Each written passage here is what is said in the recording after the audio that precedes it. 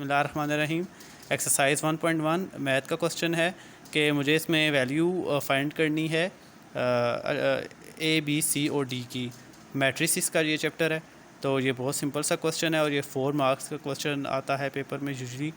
तो इसमें क्या करना है कि ए प्लस सी है तो इसको ज़ीरो के ऊपर रखना है, इसे इक्वेशन 1 का नाम दे देना है। A plus 2b is equal to -7, इसे इक्वेशन 2 का नाम दे देना है। इसी तरह c -1 इज़ इक्वल टू 3, इसे इक्वेशन नंबर 3 का नाम दे देना है।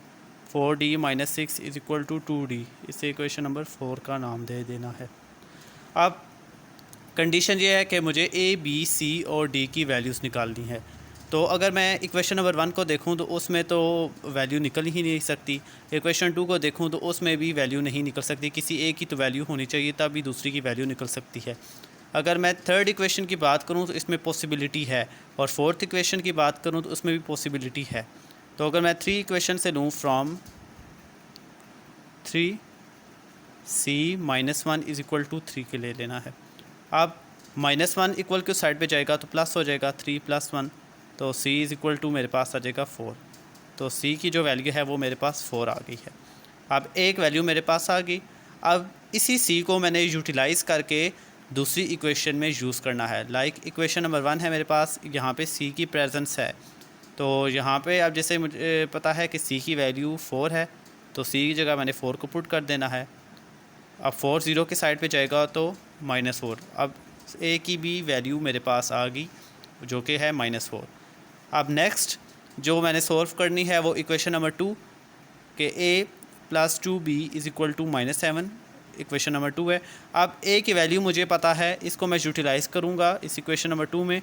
+2b is equal to -7। अब -4 + 2b इज़ इक्वल टू -7 है। अब 2b is equal to -7।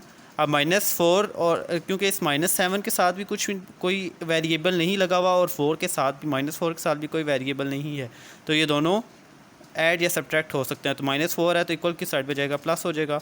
2b is equal to -7 + 4 करेंगे -3।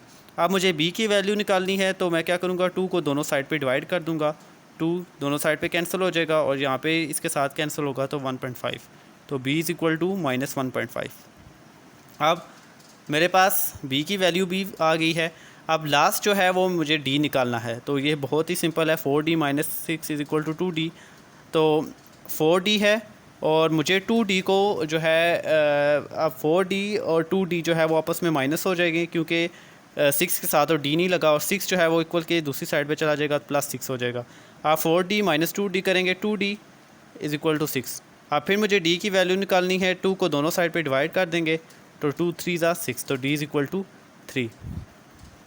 तो इस तरह मेरे पास a की वैल्यू -4, c की वैल्यू 4, b की -1.5 और d की 3 आ गई है।